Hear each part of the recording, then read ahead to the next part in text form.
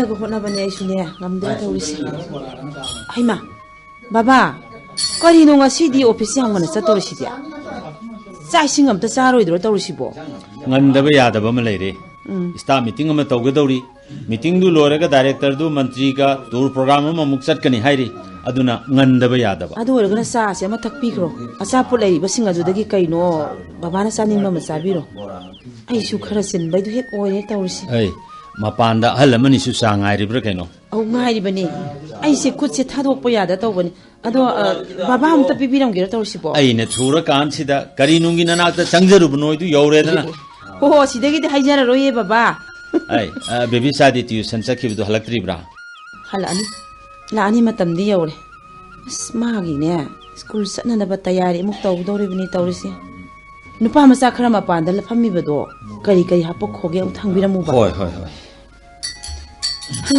ꯕꯦꯕꯤꯆꯥꯒꯤꯅꯦ ꯁ꯭ꯀꯨꯜꯒꯤ ꯐꯤꯁꯤꯁꯨ ꯊꯥ 2-3 ꯁꯨꯔꯦ ꯇꯧꯔꯤꯁꯦ ꯄꯤꯕ ꯉꯝꯃꯣꯏꯗꯧꯔꯤꯕ꯭ꯔꯥ ꯈꯪꯗꯦꯅ ꯇꯧꯔꯤꯁꯦ ꯃꯥꯅ ꯁꯦꯠ ꯆꯥꯔꯤꯕ ꯃꯐꯤ ꯃꯔꯣꯟꯁꯤꯡ ꯑꯁꯤꯅ ꯃꯔꯣꯜ ꯑꯃ ꯅꯥꯇꯩ ꯆꯥꯗ꯭ꯔꯤꯕ ꯃꯆꯤ ꯂꯣꯏ ꯁꯦꯒꯥꯏꯗꯨꯅ ꯐꯣꯠꯂꯕꯅꯤ ꯁꯦ ꯅꯨꯄꯥ ꯃꯆꯥ ꯈꯔ ꯊꯛ ꯆꯥꯕꯗꯣ ꯂꯨꯄꯥ 95 ꯊꯣꯛꯏ ꯍꯥꯏ ꯑꯗꯨꯗꯤ ꯑꯩꯁꯨ ꯆꯥꯁꯤꯃ ꯊꯛꯆꯔꯒꯦꯅꯦꯀꯣ ꯑꯗꯨꯒ ꯆꯠꯆꯈ꯭ꯔꯒꯦ ꯑꯣ ꯊꯛꯄꯤꯔో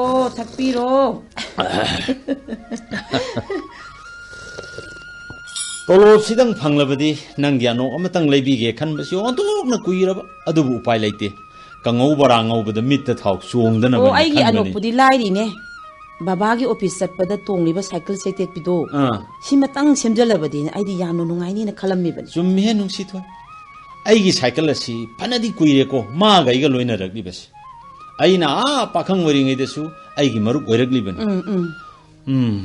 ꯍꯣꯏ ꯍꯟꯗꯛꯇꯤ ꯃꯥꯁꯨ ꯈꯔ ꯁꯦꯝꯖꯤꯟꯕꯤꯍꯧꯔꯁꯤ ꯅꯨꯡꯁꯤꯊꯣꯏ ꯍꯥꯏꯁꯨ ꯍꯥꯏꯕꯅꯤ ꯕꯕꯥ ꯌꯥꯔꯒꯗꯤ ꯇꯣꯂꯣꯞꯇꯣ ꯈꯔ ꯀꯟꯅ ꯑꯃꯨꯛꯇ ꯇꯛꯁꯤꯟꯕꯤꯌꯨꯕ ꯑꯁ ꯃꯤꯒꯤ ꯄꯩꯁꯥ ꯃꯌꯥꯝꯁꯦ ꯊꯧꯕꯗ ꯑꯃꯨꯛ ꯇꯣꯏꯕ ꯑꯩꯗꯤꯅꯦ ꯃꯇꯥ ꯑꯃ ꯇꯧꯔꯦ ꯗꯨꯀꯥꯟꯒꯤ ꯍꯤꯁꯥꯕꯁꯨ ꯐꯅ ꯌꯥꯝꯃꯝꯃꯅꯤ ꯁꯣꯠꯆꯤꯜꯂꯨꯔꯤꯕ ꯉꯥꯡꯕꯅ ꯑꯃꯨꯛ ꯇꯣꯏꯕ ꯂꯣꯏꯔꯕꯅꯤ ꯈꯨꯔꯥꯗꯨꯅ ꯍꯣꯏ ꯈꯔ ꯇꯥ ꯈꯔ ꯇꯥꯗ ꯍꯥꯏꯕꯗꯨꯗ ꯇꯥꯔꯦ ꯑꯩꯁꯨ ꯐꯅ ꯀꯟꯅꯗꯤ ꯍꯥꯏꯅꯕꯅꯤ ꯐꯪꯕꯒꯈꯔ ꯂꯣꯏꯅ ꯄꯤꯊꯣꯛꯑꯁꯤ ꯉꯥꯏꯈꯣ ꯑꯩꯈꯣꯏꯅ ꯇꯣꯂꯣꯞ ꯐꯪꯉꯛꯇ꯭ꯔꯤꯁꯤ ꯊꯥ ꯀꯌꯥꯃꯨꯛꯇꯤ ꯐꯥꯔꯝꯃꯅꯤ ꯕꯕꯥ ꯊꯥ 8-9 ꯃꯨꯛꯇꯤ ꯁꯨꯔꯝꯃꯅꯤ ꯑꯁ ꯑꯁꯨꯛ ꯀꯨꯏꯕ ꯃꯇꯝꯁꯤꯗ ꯌꯦꯡꯉꯨꯅꯦ ꯃꯤꯒꯤ ꯁꯦꯟꯗꯣꯏꯅꯦ ꯌꯥꯎꯔꯤꯕ ꯃꯔꯨꯞꯋꯣ ꯑꯉꯥꯡꯒꯤ ꯆꯥꯔꯤ ꯊꯛꯂꯤꯕ ꯃꯌꯥꯝꯁꯤꯡꯁꯤꯒ ꯌꯦꯡꯉꯨꯅꯦ ꯑꯃꯗꯒꯤ ꯑꯃꯗ ꯎꯔꯩ ꯄꯔꯩ ꯇꯧꯗꯨꯅ ꯑꯗꯨꯝ ꯂꯥꯛꯑꯕꯅꯦꯕ ꯇꯣꯂꯣꯞ ꯐꯪꯉꯒ ꯄꯤꯅꯤ ꯉꯥꯛꯇꯅꯤ ꯑꯗꯨꯒ ꯇꯣꯂꯣꯞꯅ ꯁꯨꯡꯐꯪ ꯐꯪꯕ ꯀꯧꯕ ꯂꯩꯇꯦ ꯃꯈꯣꯏꯁꯨ ꯈꯪꯂꯤꯕꯅꯤꯗ ꯑꯩꯒꯤ ꯊꯕꯛꯁꯤ ꯔꯤꯒꯨꯂꯔ ꯇꯥꯗ꯭ꯔꯤꯕ ꯊꯕꯛꯅꯤ ꯊꯥꯒꯤ ꯆꯥꯡ ꯅꯥꯏꯅ ꯐꯪꯗ꯭ꯔꯕꯁꯨ ꯐꯪꯕ ꯃꯇꯝꯗ ꯄꯨꯟꯅ ꯑꯗꯨꯝ ꯐꯪꯏ ꯈꯪꯉꯤꯕꯅꯤ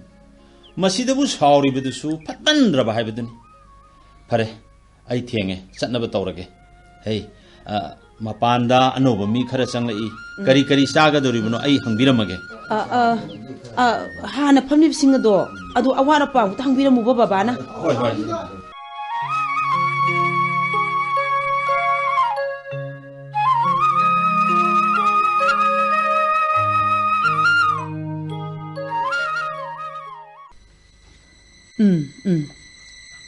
ꯐꯖꯅ 이ꯒꯗꯕꯅꯤ ꯈꯨꯏꯁꯨ ꯐꯖꯅ ꯑꯗꯩꯗꯤ ꯕꯅꯥꯟꯁꯨ ꯍꯥꯏꯕꯗꯤ ꯁ꯭ꯄꯦꯂꯤꯡꯗꯣ ꯑꯗꯨꯁꯨ ꯆꯨꯝꯅ 이ꯒꯗꯕꯅꯤꯀꯣ ꯕꯦꯕꯤꯆꯥ ꯃꯃꯥ ꯑꯩꯈꯣꯏ ꯁ꯭ꯀꯨꯜꯒꯤ ꯑꯣꯖꯥ ꯁꯥꯔꯅ ꯍꯥꯏꯔꯤꯕ ꯀꯔꯤ ꯍꯥꯏꯔꯤꯕ ꯕꯦꯕꯤꯆꯥ ꯅꯪꯁꯦ ꯈꯨꯏꯁꯨ ꯌꯥꯝꯅ ꯐꯖꯩ ꯂꯥꯏꯔꯤꯛꯁꯨ ꯌꯥꯝꯅ ꯍꯩ ꯅꯁꯛꯁꯨ ꯐꯖꯩ ꯍꯥꯏꯔꯤꯕ ꯏꯆꯥꯁꯤꯗꯤ ꯐꯖꯕ ꯉꯥꯛꯇ ꯂꯣꯏꯔꯦꯗꯅ ꯇꯧꯔꯤꯁꯤꯗꯤ ꯃꯃꯥ ꯅꯪ ꯀ꯭ꯂꯥꯁ ꯀꯌꯥ ꯐꯥꯎ ꯇꯝꯂꯛꯑꯦ ꯃꯃꯥꯗꯤ ꯄꯤꯌꯨꯁꯤ ꯐꯥꯎꯕꯗꯪ ꯇꯝꯂꯛꯏꯗ ꯄꯤꯌꯨꯁꯤ ꯄꯥꯁ ꯇꯧꯕꯒꯅꯦ ꯑꯗꯨꯝ ꯇꯣꯛꯈ꯭ꯔꯦ ꯑꯗꯣ ꯃꯃꯥ ꯄꯤꯌꯨꯁꯤ ꯍꯥꯏꯕꯗꯤ ꯀꯩꯅꯣ ꯄꯤꯌꯨꯁꯤ ꯍꯥꯏꯕꯗꯤꯅꯦ 12 ꯀ꯭ꯂꯥꯁ ꯍꯥꯏꯕꯅꯤ ꯑꯣ ꯑꯗꯣ ꯑꯩꯈꯣꯏ ꯕꯕꯥꯗꯤ BA ꯄꯥꯁꯅꯤꯗ ꯑꯗꯨꯒ ꯀꯔꯤꯒꯤꯅꯣ ꯕꯕꯥꯅ ꯇꯣꯂꯣꯞ ꯆꯥꯡ ꯅꯥꯏꯗ꯭ꯔꯤꯕꯁꯤꯅ ꯃꯃꯥ ꯅꯅꯥꯎꯈꯣꯏꯒꯤ ꯀꯀꯥꯗꯤ ꯇꯣꯂꯣꯞꯁꯨ ꯆꯥꯡ ꯅꯥꯏ ꯑꯗꯨꯒ ꯅꯅꯥꯎꯒꯤꯁꯨ ꯆꯦꯆꯦꯒꯤꯁꯨ ꯁ꯭ꯀꯨꯜ ꯌꯨꯅꯤꯐꯣꯔꯝ ꯐꯖꯕ ꯌꯥꯝ ꯂꯩꯕꯤ ꯁ꯭ꯀꯨꯜ ꯚꯦꯟꯁꯨ ꯇꯣꯡꯂꯒ ꯆꯠꯂꯤ ꯑꯩꯗꯤ ꯈꯣꯡꯅ ꯆꯠꯄꯗ ꯌꯥꯝ ꯋꯥꯏ ꯈꯪꯂꯕꯣ ꯌꯦꯡꯉꯣꯏ ꯕꯦꯕꯤ ꯕꯕꯥꯅ ꯇꯣꯂꯣꯞ ꯆꯥꯡ ꯅꯥꯏꯔꯛꯄ ꯃꯇꯝꯗꯅꯦ ꯑꯩꯈꯣꯏꯒꯤꯁꯨ ꯀꯥꯔ ꯐꯖꯕ ꯑꯃ ꯂꯩꯔꯒ ꯏꯆꯥꯕꯨ ꯁ꯭ꯀꯨꯜꯁꯦ ꯑꯀꯥ ꯀꯨꯝ ꯂꯧꯕ ꯊꯤꯟꯕ ꯇꯧꯒꯗꯧꯔꯤꯕꯅꯤ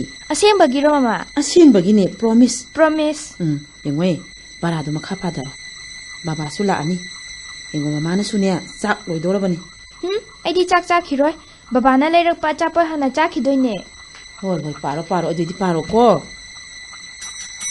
ꯃꯃꯥ ꯕꯕꯥ ꯂꯥꯛꯑꯦ ꯑꯣ ꯕꯕꯥꯒꯤ ꯁꯥꯏꯀꯜ ꯃꯈꯣꯟ ꯇꯥꯔꯦ ꯑꯁ Babagi mandila makol ngai bada khoi Babycha se lairik pabag ama ta sangdrabani tawrise.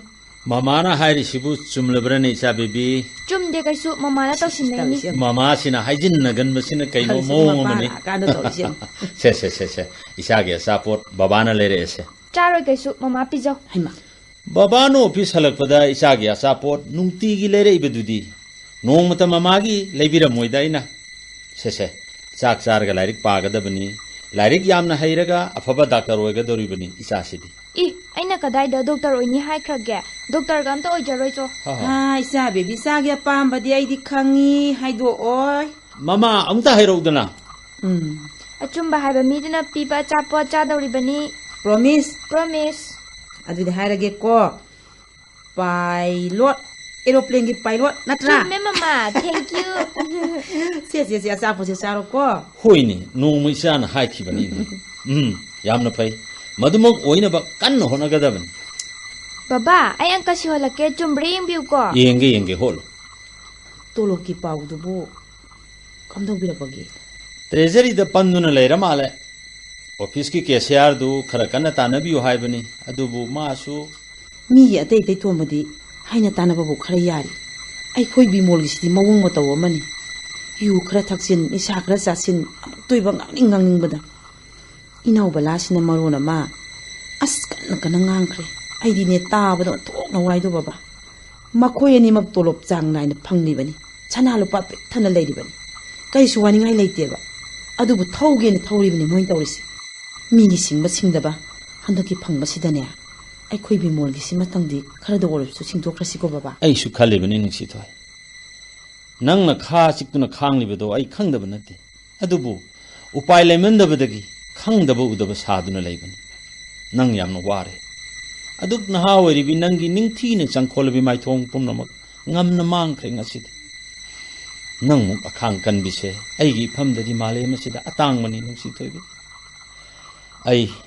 Ay nangi na phamda maithiduna leiriba nangi na puroibani hensi. Amuksu hekta khale. Thabaksi tokhoklaga chingnung manungda langphai chatkrasira sel talurasira tattana khale. Adubu Baba, adum khambiganu da baba. Madu sumde.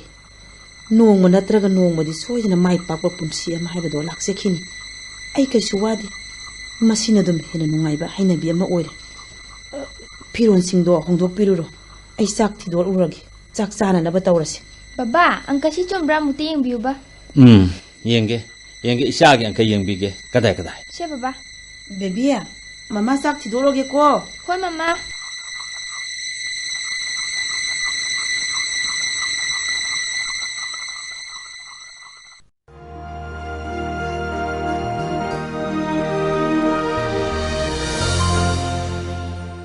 Kari tawba yawrab zatnone. Ngasidi makoy baba si hawjik phawa halaktrisibo. As pungdi ayoramani tawrise. Angangsu tungkre.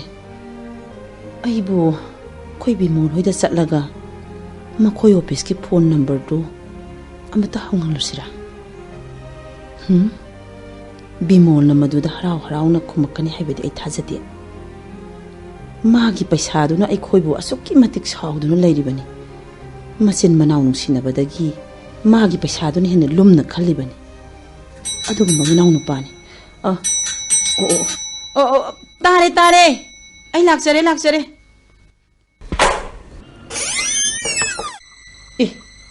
Kari kaino mayo mayam sidia. Sekhaw mayam sibu kaino sibo. Tolo phange nganna laglabadi aina leiriba pot sing simina ukhraga tolo phanglaboi khan khragani haidana bazar manungda phamba yaba phamme aduga numit taraga lakpa Babycha gi uniform su lawra abani aduga ngam su lerakpani kuire nangna thongma nga kaido charaktaba migi sel su seni nong phadok su nga chara ama sabdi laina su yani dana as ai khoi di sakti nga saina loire angang su sak saraga tungre hayeng oina thongsi baba hayeng di nangna hotel phambaga thabak tu yam chingani da hojik thongdo si hayeng gi khara thammaga loire nati nangbu sak sarabo ai budi sadri baba ngari ni phare adudi ne phirol du hongdok piruro baba na nga si sembiro ai maroi ka si semurage hoy adum hain tawras magi tolop si kaya mo phang ijanone ꯑꯩꯅ ꯈꯜꯂꯤꯕꯁꯤꯒ ꯀꯣꯟꯅꯒꯗꯧꯔꯤꯕ꯭ꯔꯥ ꯇꯧꯔꯤꯁꯤꯕꯣ ꯑꯩꯈꯣꯏ ꯕꯤꯃꯣꯟꯒꯤꯁꯤꯁꯨ ꯍꯥꯟꯅꯒꯤꯗꯨꯅ ꯂꯨꯄꯥ 90,000 ꯄꯤꯈ꯭ꯔꯦ ꯑꯗꯒꯤ 마기 카라마 삐라바 두칸기 카라마 아데기디 레카이기 일마루키 아스 따다 마니 찬드라기두나 감도우디바 마락시다네 이시라시 톰비기수 아이 캉데다 칸나 타우리 타우리시 그럼 하이 타우리나 ngasen thangga hamnago patramago piro ngadu semage 시달라야스 시 부캄시다네 합선비로 아시모도 시도원 합비로 Nungshithoi Bimol khoigiduna mathangida pirasi Hojik pidaba yadaba dukangidumadi pithokningi aikhoi chadaba yade dukangidubu lopa kayamukti yore lupa 10,000 thoimugani khallemni maduma pirasi aduga nangna pidaba yadaba kana kanagi kari karino khara khara pikho ado atei lairi paisa du kayamuk phangbirake baba ha mari khaktagi phangain he atei du su pangkui kuiraroi phangani budi hai ꯑꯩꯈꯣꯏ ꯕꯤꯃꯣꯜꯒꯤꯁꯤ ꯃꯇꯪ ꯂꯣꯏꯊꯣꯛꯈ꯭ꯔꯕꯗꯤꯅꯦ ꯑꯩꯗꯤ ꯋꯥꯏ ꯑꯃ ꯁꯪꯒꯗꯕꯅꯤꯗꯣ ꯕꯕꯥ ꯍꯥꯏꯅꯔꯤꯉꯩꯁꯤ ꯂꯥꯛꯄ ꯂꯥꯛꯑꯦ ꯇꯦꯃꯣ ꯈꯨꯝꯈꯣ ꯆꯪꯉꯛꯑꯣꯏ ꯇꯦꯃꯣ ꯕꯤꯃꯣꯜ ꯂꯩꯌꯦ ꯂꯩꯌꯦ ꯆꯪꯉꯛꯎ ꯂꯥꯛꯑꯣ ꯏꯃꯨꯡ ꯂꯣꯝꯗ ꯆꯪꯉꯛꯑꯣ ꯆꯪꯉꯛꯎ ꯂꯥꯛꯑꯣ ꯑꯦ ꯇꯥꯃꯣꯁꯨ ꯂꯩꯕꯤꯔꯝꯃꯤꯗꯅ ꯍꯣꯏ ꯑꯩꯁꯨ ꯍꯜꯂꯛꯄꯗ ꯉꯥꯏꯔꯝꯃꯤꯕꯅꯤ ꯑꯩꯃ ꯕꯂꯥ ꯅꯪꯁꯨ ꯌꯥꯎꯔꯛꯏꯗꯅ ꯑꯧꯖꯤ ꯂꯥꯛꯑꯣ ꯂꯥꯛꯑꯣ ꯁꯤꯗ ꯐꯝꯃꯨ ꯐꯥꯟꯁꯤꯗ ꯐꯝꯃꯨ ꯇꯥꯃꯣ 그이노 따모 쿠이딩아 소소부가세 레이터드나 얌 하우나 하비림 자루에네 그이데 따모 ngari 파오바 탁드나 사바세 우이레보 그리야게 발라 이제 호이디 와칼 작토포 통 하이크라포니 아이코이디 미기 파샤가 또루라바디 tumba 자바 파바 강자드레 사비요 하비요 이모나부 야르디네 아잉 시라니 캉라바당아시 하우나 녹토버기 와니다 뭐이다모 하이게도 봐도 삿삿 하이로 안강싱 라이크 바 하우리바니 마시다 미나가 셈라게 잉두나 레베기 마탐 나티 따모 코이부 거리 칸비르게 따모 하 세이게 아노 나나오기 루파 락 아마가 리싱 군두기 마능다 lupa lising ibu kakene tamu na ingonda bibirise aduna de lemauri ba lising mari fuduge wari ni ne tamu lupa la magi sendoi gaside odong yang raba sendoi du bude toktolo ne kanara ti ichili long ne mari tu de bibiu haidu lai besibo sahi ke ashura ke bala kaino 이제 거기다 항비요. 애원도 뭐 언친비라 이시보. 두린다 따이는 없는 나시공다 따이는 지리바. 이가 강가가 북 탈래 하이도 따모 거기다 위래나. 가나로 따모. 고 싱벙 암로로이도 어디네. 제제 나나우누 비발라기 뭐 파말 레이버도 이센두다. 인콜레이니 깐나 티림니. 따모기 서도 윤톡비로. 비몰.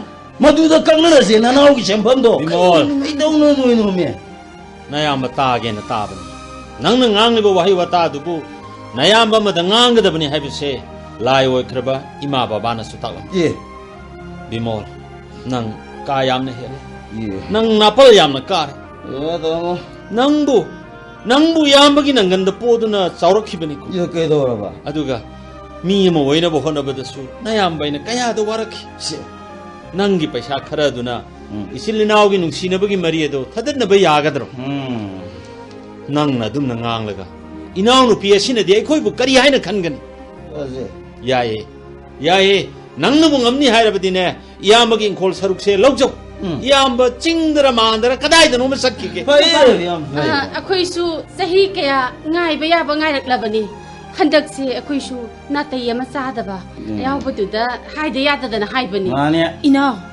나코 따모기 타박 시부 까나 비리베르네 따마 돌로수 펑저디 깨도나네 아이오라디나 나는네 타박도 투왕똑 투어니 Bimol 아두나 또 까이노마 또 거바라마 또 게라 타바마 까이노 추게 고게데 레이다다나 아 하두와나 레이서로 이제 거기 또 팡바 ngai 야바기 마탐도 오이드레 까리노 우파에 마 티비두나 야함나 투나 비비로 마니 Moi tamo. Chatlasi angang ngakta ngaihori heba. Adune temo. Tu bari se yam tu bidani. Ngasi nongni sida pina bhono. Natragana ingol gi fibam duda taba. Nga thonglaga sari ngaida mu kau khini ko. Tano. Tamo ga itai maga tana biwo.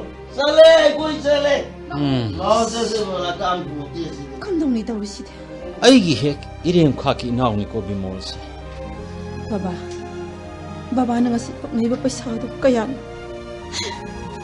madu pithokrasi migi piba pida bai sarayelabas helas magasi tong changrabadine ai taba yamna ngamdre ba inawnu pi mamangda sibani hena phat Lising kunthra khaksinadi kari kana ga dorge maduna su oibe yabna mathang phangbasida pirage khalubani masi pumba ngasi aina lerakliba henga nangna thohanbani ko Nungshithoi ai nga si sara se nangna thokta to ai su sara roi moi baba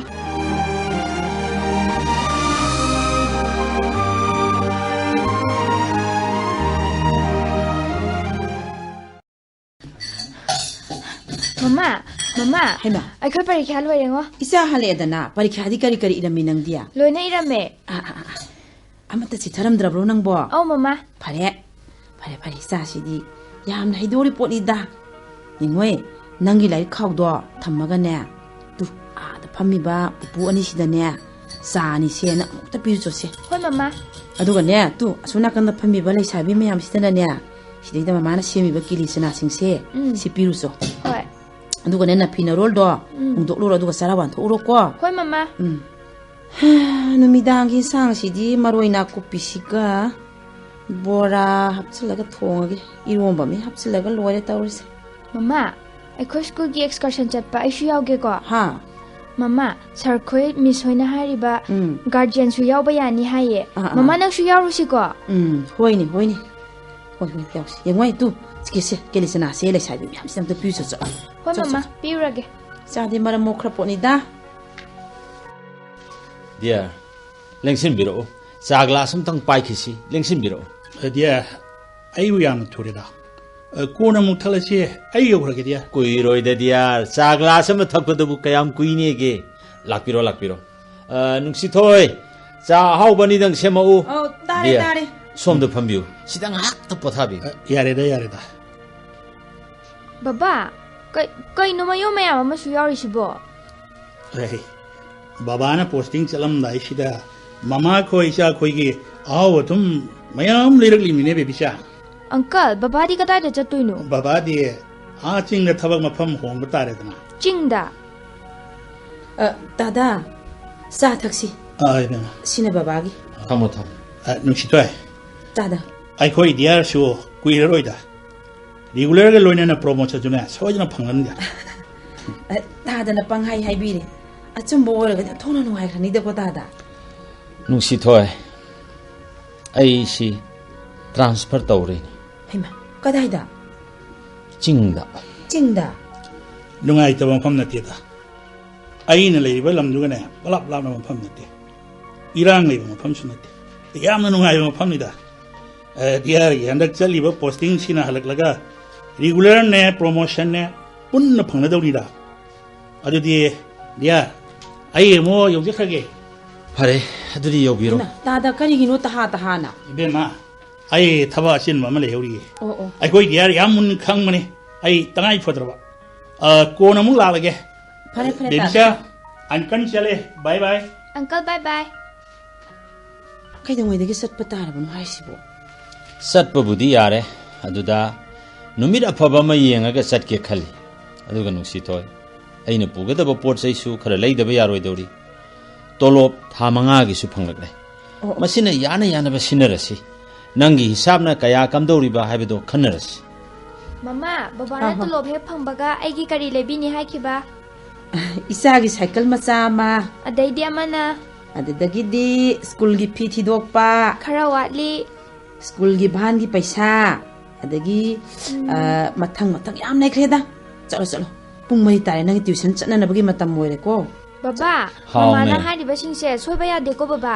handak ti suksoi soiroi de cha baby gi di promise thank you baba mama chalo chalo smaina taurasi akhoi bimol gi khara ma pirasi aduga atay nangi chatna daba yadaba sing adu su pithokro kurai bungo khoi dukan gina kayano du su pikro amagi khara pi khibada irei le heroi dori jani da adu atay lairi kayam lappa sing dano mi lai dori sibo Tamenglong district ni changbadi Bishnupur bazar dagi changada bor male khongna changadori ba truck kumbada changba jani khongna chatlabadi nomagi lambi ni bo hairi ish adu bu kamdongna transfer tor inomi onthok pa haiduni kayam kuina mafam adu leigadori bano adu lappa mafam du dabo mathangi order mu thoktri phawba khangba tabani dana as aina wari badi nangna wai haugadori ba phibam asiki khallubada adubu aigi damakta di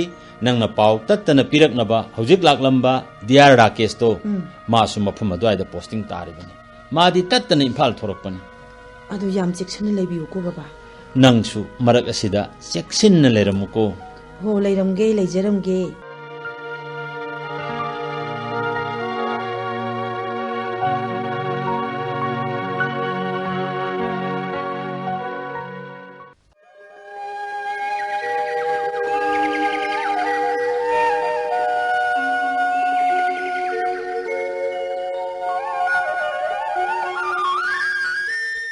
kayada phajakraba mafamno yengki ba mafam khudingmak pukning hungningai oiraba ngaktan ngamlaba lokmai na loiroi ngam thariba wanglaba chingsang pareng na tamna sandokriba suklaba umang wamang sida maning tamna khongliba makhal kayagi sau seksing mahuksa lairembigi prakitigi khudol se onthokna suphajakreda Singh marak asida irang turel na thek na khoi na chenthakriba asimasu kaya da ningthi na chenthariba mana chenthariba sina sum chenthakraga barak turel adudagi amuk samudra da panthung oigadoriban umnamak singhi phajaba mayam asi aigi chanupi Babycha mama masadi ubo phangdrabanidu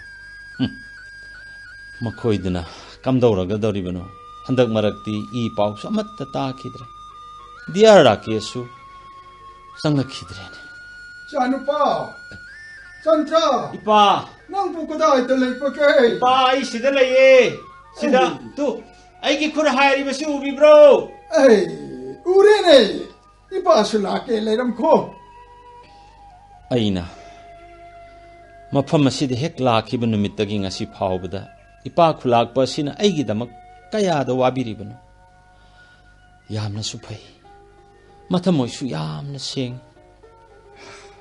ai di nang puthi pada kaya da wa khetana atu bu hojik ti phangla pani na awa pa loi na ko leta ipa oi nang di asik palam hang kumpata lai pasi yamna pami ne ko wari lari e pasing na yeng pa pam khaba ma phangak tani ta yeng piu asang aman yeng pasi supun siron makhal amani hainari panita sa nangki sithi ama piram sithi oya Rakesh na piram laga mati yamna thupo thabak laitu na sakre sa kana ki sithi no yam sidi pa namong nupi Nungshithoi ne irakpani ai atuti para uta sine koire mo ki ma pau ta khitaba para ke pa baba kamdo biri anayek yaudaba natra aikhoi su yaude Babycha do parikha haidokle pa su yamna wangna tawrai mana su baba da tamko sithi kho haina yamna kana hairibani ipa khulakpadi anayek yaudabra yamna nungaina punsi sangna leibo oibiu haina tambiu baba yamna sangna iba nangdre tamo Rakesh to lambi da thengnabo oina tawduna khudakta ikhibani baba waksingi thasi sida marup asauba ma thokle matam khara su watli था अहुमुक वाटलिंगै सिदा बाबाना मसि नंगनब खरा होटनबिरउ फरे ngasiगidi leblage ko baba nahaki nungshithoi ai nungshita imoki ma pauta pata ai ki ma puksi nungshira ita Chandra nangi tolo to kana tana luko imoki thashi to soi pe ate ko hoi pa ai kanno honagi namong nungshithoi se wajare ai gi tolop chang nai de basida adubu ipa pau mandi tare kri pau no ne tamuni handak ti regular tabagi order khara thoklani haina tare ipa ai phare tha matu tang thoklabati nungai khrakanita ipa atai ki suate nang ki tamak wa pani ni Chandra ai ki shati ipan ki che konda so maya ga nungai na leipan tulo su saw na chapa makhoi di pa kriswa te ta nang kita wa pi pani ni pa di aina nong mata hangena khanba mana ipana ahal sugweraba matam masida isa singi nungai nungai raba phura dalan gi yum sing aduda nungai na isa imongna seba ta honduna leibi bedi kamdau bano mafam masida ipa ithanta leiri basibu nungai biribra chumeni wahang ato hang payaba wahang ni Chandra atu uipati jingkilam tam masida ipagi punsi se sum lelake haitu no wasakre wari ese ngasi tinangota samtak na libike libiu ipa tu yengpiu oirom ta laikhi pa singtol mathang gi ahum suba singtol lasigi awang thangba chingmaita thangkan haina khul amalai mato nama khula pi mapam nama na thamnam pa isan pa ani isanu pi amani makoi bu lai tam na pa hona pada nama kai pa ni is yam na wana thabak surei pamta pan marian tha tu na yolaka makoi bu lai tam halak bani ai sona san pi pa hai katra isa nu pa ni to sarkar ki thabak loi na phangpadagi Imphal da leikha isa nu pi tu na nara sa oiba ma gi nu pa na silong ta ki oipana atom silong da leikha isa nu pa ni dunadi ima ga ipa ga ada leisikai di haidro makha tarakhi ge matam khra Imphal da leirammi adu ta ki di ching pamlo lokpagi matam oirak tu na kun sida amuk nama kai pani laki tapak sura kata hina jabi nama to sohor ta lai pa hina tabajani ta amlo lokpagi ekhoi ni lok sangta matam khara lai adu takiti nama to nungai rak tapa yum takara si haipasu nama na yate atam phajarakani haipatu ta aishu ya tu na lai nomati namana engonda irang turen ki sing thangini haituna kanna haipa pamloga irang turel gadi kayam laplai nangna braipa nangnate ayu amaki lampi aina changan na thongpi duna chakhom ma pijaraka thamlam mahati phamung taki hen bangam hote aina khan pasu irang turen ki sing tu thalawati pharakadra khantuna namabu tolam laga sing lo pachatpan atu puk Chandra ipana sing tu pur kalakota de namado ipana chapa lok sangi khang pok sang tu ki manungta phamung mathakta thawai yaw trapa chang oi tu na leram leta Chandra imalai khidre adunani ipana namana leiron chan khipa mafam mase thadok tuna chakye haiba khak khan khitapan ibasu mafam masida leiron chan ke Chandra isa singa suya pipani ipati mafam masida sum leireke haipatu hare nimisu jingya long kika daure ai khoi su hanna batawasi phare ipa hallasi ipane yaliba samdo nasa yan ge piro Yanita nang yan pa tayo na roita pam takipan ka mayren ka suhilag pa ni ipatam yan piketa yani ay pa ay yan bige se lokthok piro use chala si pa mang tha biro ay isa di yan na pagsarita simi yan na malene sachi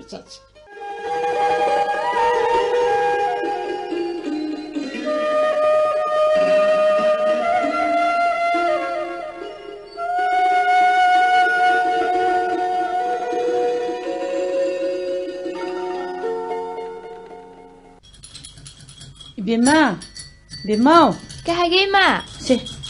Tu atam te piruso. Mama bora se. Tada bahuragi. Hoy mama. Ado mama. Ay koy baba thashi nimita laklabadi. Ay gi cycle macha ma lebi ko mama. Lebi dori ne isagdi. Baba na su lebi ni haidu di. As, si plate si diyam sa. Hey, tap na payo sabani niya. Baba do bu marup sibdang nang na balak kadori bazala. Masih matang nang na bala abadi thong na phagrin da go tawrise soira badi ai mi mang si da ne sang si baga sak mana dam ni tawrise mama makoina chabagi paisa du piragle se paksi da hapse loi bema hoi ate di kari wali harak pra kem harak te da mama mama ai ko school gi fee shu piro hare aduga tuition gi fee shu tha phare harabani piro ko mama hoi baba la agane loi na pidore ni sa sidi se Lila sing chekha sam thoro so. Mama so lo silaga dora bani. Mama, Thashibu Keidoungeino, baba na la kadobdu Thashi numita natro. Watre yaro kadore da. Yamna thuna la aningi bo mama. Kaka Bimol khoigi nanaw khoigi mamangda cycle do lena thawningi bo mama. Migi nanaw hoi se khoigi di maman yam la ba car tongaga nangna cycle du dalak na gadori ba. Adudi mina aeroplane tonlaga makhoina car tongli dudi. Hey. Baba na lady ba mafam do yamna phajei hai nang mu satningdra bai sabu as yamna chatningi mama aidi lamlaki sa uchek singse yamna nungsi aduga chingda horiba chawra ba uwa singdo adusu yamna uningi mama hojikti ne singda su tamda su uwa sau bu singdo loina mangtharak edo kaige baba na lady ba mafam du su ne karim ta hura moida ado karigino mama haima mine loini anthakhrabani kaige uwa yantat paduna ne ai ngasa nungsa hongba yam laibase adu haidana na khoigi laik da su dagi di radio television da su tatna lawidu di madu phatte tawganu haidana hey noi uncle Rakesh la amani baba gi pau pura soidana oirangani tada lakpiri dana dengsi miro tada manung sida phamse hoi ai Babycha how are you? Very fine, uncle. Please come in. Babycha, adudagi mora adu uncle da piyo. Uncle, sida phambiyo. Aduga ai gya chapoti baba na pirak ta branka. Haima, masigi ngani. Madu chu English ta harak labdi. An kanna sa bo she yam pidoni do, Babycha. Hairo yadro, sabo hayo. Sorry, uncle. An kanna phagi ta ubita. Chage sa poti an kanna leibana tedna. Se Lupa chama se nang saning ba kay no later gana sa silo se Lauro da uncle mama na tada era ay ngoy baby masi laudro dine an kan na ko jana sulak la ro jami Babycha mama uncle lak na ba lauro ge ko laure ko uncle thank you uncle duni dana tada cha somda leijere cha taxi bora saba sukra hapsarak mama ai tuition matam yaure ai chala ge chalo thengrani uncle bye bye Babycha tada bo Keidoungai thokpirak page ngarang tholak pani dia Chandra sune isan na haiba marup to nangna ba kan hon hori nang su nangani da kain to war no mana su nangi awab se yam mun khang Nungshithoi matam khar warak lo su no muni shojna nungai ba haiba do werak lagadam ne a shojdram ne dia su regular gi mathak tane promotion ju phangdam ne makhoi directorate ki list to adama yaure haibane mayam khangabani adaida haidok the way wadu the ngai rabne ta dagi wafam duna sumba mak oirak labadi thokna nungai jakhani da ko madu khaktani aina isol pham dani jari basu ishona san ba horak labne be ma kain to waro no se Thashibu Keidoungeino nang ya wat apa da mateng oina ba aingon nagi lupa lising manga khak pibira mo hare ai shune Shanu pa ma dili da laibudo madugi paisa thaba sidana tanja se hek phangjin na re adana ai yamna pang mangam dema se silok ta da nai khoi da tawbiri bo pai se sukki matik yam khraba jani ta da na ta nai khoi upai tawbina ba kana su lai nungshi chana na laimina ba haibe sidi are ba lok thok sin tawgada bani nei bema so sahib te yasang lakbagi asik ba tanja sida Pukri mapangi ngarapi sabiri mi jadwere ne. Kaino Bimol nang kaino. Lising sepi, cuma sepi prek lo baga thada bidna. Laikon sida kongdoro iba koimu. Bimol. Hey, Bimol. Nakoi ne, nakoi arombo singdo. Kuram ni, tap kuiraba. Hey, loina kange. Yemo, aida netiye. Lekai sida leiru mi loina kangla bani ne. Sae. Kaino Bimol. Nang ngang ni betu kaino. Ha. Phamli basi nang na dumai nang ba yaba mi nati. Kangai te ma. Mase. Nahak hek pokmina ba nayam ba duga ne yam luna tinaramba. Nayam ba moni khanga dabri nang. Khangabra. Tong. Adugumba taxi khasi nai da wangang sangang do. Nang nganganu. Nang nganganu ba Bimol. Tong ko ite ma. Adumai to la kano. Ite mana yune. E ko ta mona atsing da posing saking ai sida bo. Ite mana sanani ba ke kulo bisbu karino. Kaino nang ngangi sibo. Hom do biro. Sana birano. Imi senare. Kaya danu. Ware.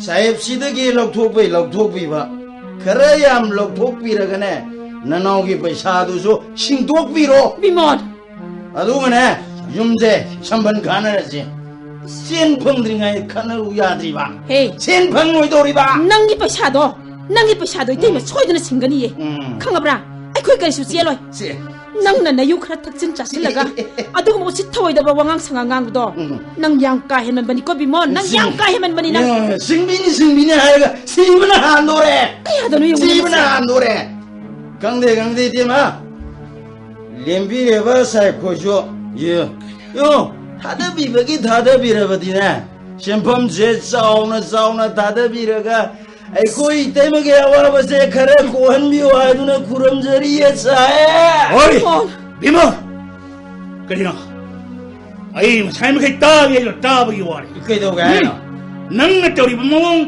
wangang sangang se anu nak suruh le khangra kai do ga no oi nayam tina bani khannu na ne kha chitra khang le khangra nang atokpo ram la bade hoi nang ngang chuna chinna khutum ye sojin na thugai ram nang kare Bimol nupiang da na to mien ba yo sigong kaino ma sibo si khangni nang sam me tla hatur na kari nang hatur na kari patina piwa ye du yo ke khutum ye na moi thogai khangura nang khangura nang da bu ma kuthara ba nang na kuthara ko khangsi nang khangni nang hatuk ta re nang karai le thang karai tao nai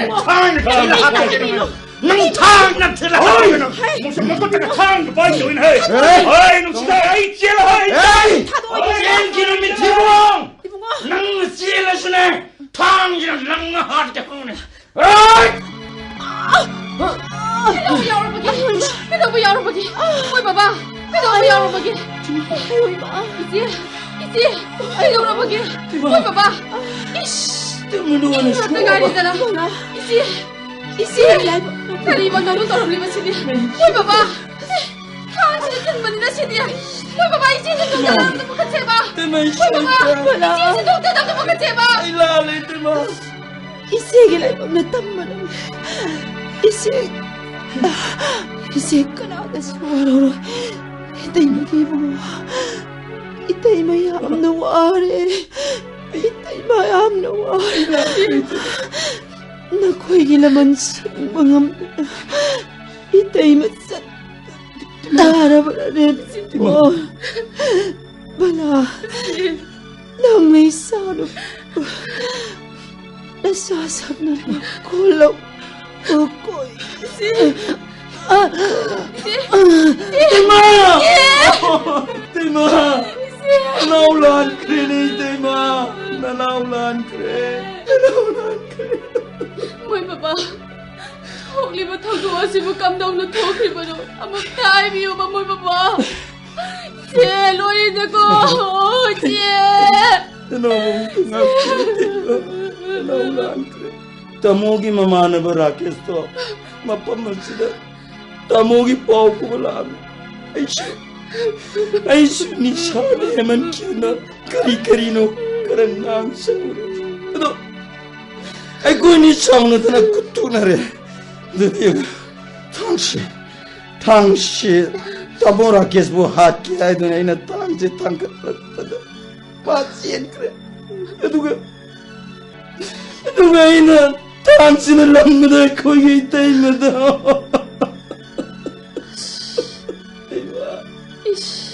Nakut mag na sibu halaba moy baba. Nangi nakut mag ni sibu halaba. Karino tau ko dori basibu moy baba. Ni loy na khangna lagani. Karino khanau se aiba. Matanda sijabani harbasu. Yaroi madusa. Tambora kesta maran sirbasu. Kesi am sauthor. Ai suchina gani. Ai kandre bala. Ai Yaikhom to pam kandre bala. Ai salage. Kadai jano. Ai salage. Kadai jano moy baba. Kadai jano chali bu tu moy baba.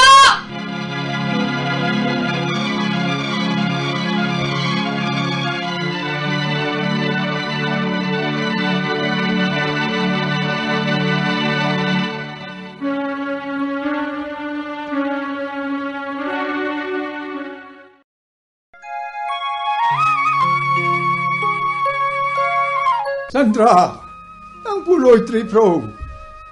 Karatuna, loy shiloko, gari chatpanahan kani. Ipa. Nungshita. Matam kara lay minarak lapasu, isata una het kana lay minarak lapan. Mapung mapauso, antong napakrapan. Maray pagpapadaki, taba promotion su pangjari. Iso na mapu sanpire.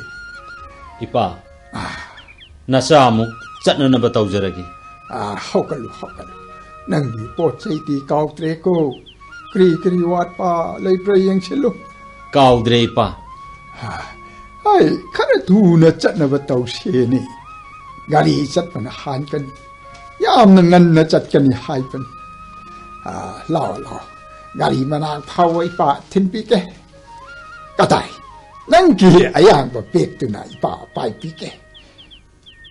Ipa na happy pa incha na pi arum pasina nang na pai pi rose. Chatna wari sa si ko. Chatla si Ipa. Chalo. Chandra. Nang na tong ka tawri ba driver to. Opo yam na papan. Ata imi kiti kangte nang kiti kara tap na tawbi u hai ke. Sing lampi ni na tong patawa kaniko. Ipa kulakpay na haraw pati ko. Hata imo na Thashiki nang napapasapur ka lau hai pata. Nang na tabag promotion ka na chat pa siya Ipa. Yam na haraw po ni Chandra. Ko Ipa. Ay na handag regular galoy na promotion su pangjari basi. Lai woy krabi ma kulakpi ki thogjaldagi ni khanjari ban. Aduga Ipa kulakpagi su chawroba mating yawri ban Ipa. Nasana matam leba khibikta Ipa bu kaujaroi. Mating haiba leite. Jingi osnu tami osnu. Chat pichat khaitana nungsi chanana amata oina layminna pa haiba se. Ipati jamna pam chaini Chandra. Ai khoi matani ne. Achumbani Ipa. Ai khoi amaga kanglu masen yang thina ba haiba se yamna phattabani. Yum amada layminaba ichilina wai khoi. Nungsi nadrabadi yum thang nariba singna yang silak pa haiba se soidrabani. Achumbani Chandra. Hey, gari mana yoro ini. Se. Nang Imphal yoro ka sithi se. Ai ki san pa du da khara yon biko. Pa. Atu ka Chandra. Nang su nungai na yo po yu ko. Atu ka imo kai su tu ka nungai na una po yu ko. Na ta yek ta na leiru ro. Ipa su nungai ai phana leibiram kho. Ana yek yawbiram ganu. mathang changlakpadadi namauga nasugasu pubirake ipa. Nungshita, chalo ko Chandra. Nangpu Sharma ni khanna leirak pani to. Isu singi isu pininga leite.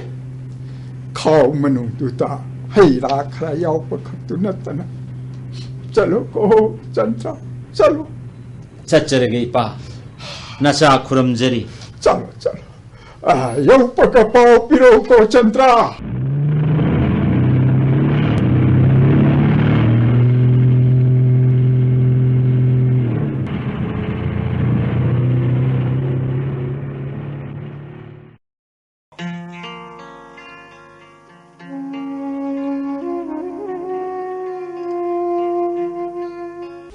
제 이사는 비나 깝리버지 아묵다 템비람 코니지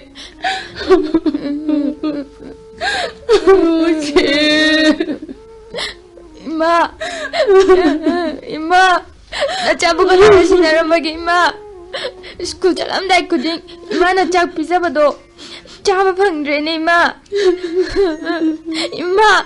나가이 다도우투나 잘라브로 이마 동로 깝라누지 이사하기 밑대기 삐때 독비겠어 난기 까이가 맞다 수와티 인돈 잘라리 버시디 난기 까까가 인돈 짜가리 암날 안까 인돈 짜주 힘박이 먹었다 세이번에 해나 팔아보니 비비자 인돈 짜 바바라 빠피 비크라바 바바라 트리가이기노 난기 바바가 띠나봐 까까 라케스다 파울로이나 지나크라바니 클럽기 나하론싱나 커버다 하키바니 아두부 마팜마드다 커버 여롱다드라 염로이드라 하이바디 이동 자수 칸드레 करीगिनो ककाना जेदा लाइक्रिसे ककाबु चलालगा बाबादो कहलुशिने इनोमचा इमाशु उद्रे बाबाशु उद्रे इनोमचा बिबिचा 통갈다 가리에마 턱질 레이버시부 कना होइनिगबा इनोमचा मम्मा याव pray यंगुशिलाओ जसलाओ इनोमचा जसलाओ इते बिमोनिनी बाबानी बिबिचा तू येंगो हाइना Kaka Rakesh yauraki. Baba, ima yauroktabra. Ima di kadai dale horage baba. Ima na ibu kana da shinaram labage. Ima ukidre. Ima mankre baba. Ima mankre. Tamo Rakesh, ringsin biro. Aidema. Ite mayamuk to obsedi. Som da mai reizare. Bala. Nate ibu shu pau punamak khanglabani. अइन माबुलो वो चलुगे हाजुल चटपने अदेबो लंबी इधर ठेना जना लाक मिलने इनाम पा Bimol show वखन खंठमंदे वखन याम पे अदेगी मथक्ते निशागी मयाइना मान वही वो हाथ के हाजुना लंगकी बठांगो मधुना मटेई मध पांग की बने नमितो नची नत्रगा आएगी शीबगी तांफमने अदेबो लांजद्रवी नचेदो मराइब ठीक है मछागी मरानी मतुंग इन बिमोन मिहप्प मोइना पुलिस त सरेंडर टोक्रे तमो उन्नमक वाखन थेलु बै खोगी रांग आक्तदे इते एखोइसु यामना लान करे एखोइबो मुक्त ngapiu ननाउ खुरुम जरी इते यारे होगल पुनसीदा नापल का बहाइबसिना इंग तपना हिंगबा कैदोंगैद सुंगमोइने मरो ठोक्रिबा थौदोक सिंगसे अइसु यामना निंगमदे अदुदि अइ अमु यौजखरगे मरो हयें अस्ति निमित अइ ngantana lakjarage फरे मरुब यौबिरो करी हाइगदबनो अइसु खंगद्रे मरो ओइरमनिबा थौदोकसे करी मतौनो अइ ज्ञान ताद्रे ने मरो दिया करीमत खालुरनो पुंगमक ईश्वर मान तमनम बने फरे ऐशु सत्खगे को मरो ऐशा ले मरो बेबीचा Baba mama la arwitro baba mama la aroi बेबीचा बाबा की थबकसु रेगुलर का लोइना प्रमोशन सुकारे मामाबु वाहलरोय इसाबु नुंगाइना थंबिरगनी खंदुना लागलगा मामादी लेरमदरे दो बेबी मामा लेरमदरे बाबा थाशिबु कइदोंगैनो मामाना मीगी असौब सेनफम अमा पीगदोबा थासी नुमित हाइबदो ngasiनिने बेबीचा मधु नंगना बाबा लाकने अदुबु मामादी लेरमदरे दो मामा बाबा लाए मामा तु येंगो बाबाना पुरकिबा पैसा मयाम अदुगा प्रमोशन काबगी ऑर्डर से बेबीचा येंगो मामा की फोटो सी येंगो मोमोन नोकलिबसे मामाबु खुरमसी सिदा फमसिला फम खुद लोनरो बेबीचा नुंगसिथोइबी नंगा सिवरमलिबसिबु करिनो नंगा दुगवाना लेंजरखिबा पुंसिदो निंगम हौदेदको मिनोक मैसा कया खांगदुना अवाबदना नसरु कोइरखबिनिको नुंगसिथोइबी येंगो ngасidi ai matam madugi na purobidu natre thabak regular ga loina na promotion su phang tolop chang nai na phanglani ne toibi pikli bana sanu pi sibu kanada ima ko godori bano nungsi toibi mama nangi thawai mirelna asi lebak tu dagi amuk tadi yang thabirak tu na isa gi pirang se taithok pirakone nungsi toibi नंग याम नवाजखिबा थासी की पैसा दो लाओ नखुद न पीरो पैसा दो लईरे से बेबीचा मामा the Khurram जरसिको मामा की थवाई मिरेल न ईश्वर की खुया द शांति लईन लईजरुदसनु हाइदुन खुरम लसी सतलोको नुक्सी तोई भी सतलोको मम्मा चलो को मम्मा चलो को नचाना कनादा इमा खाऊगदौरी मनोने मम्मा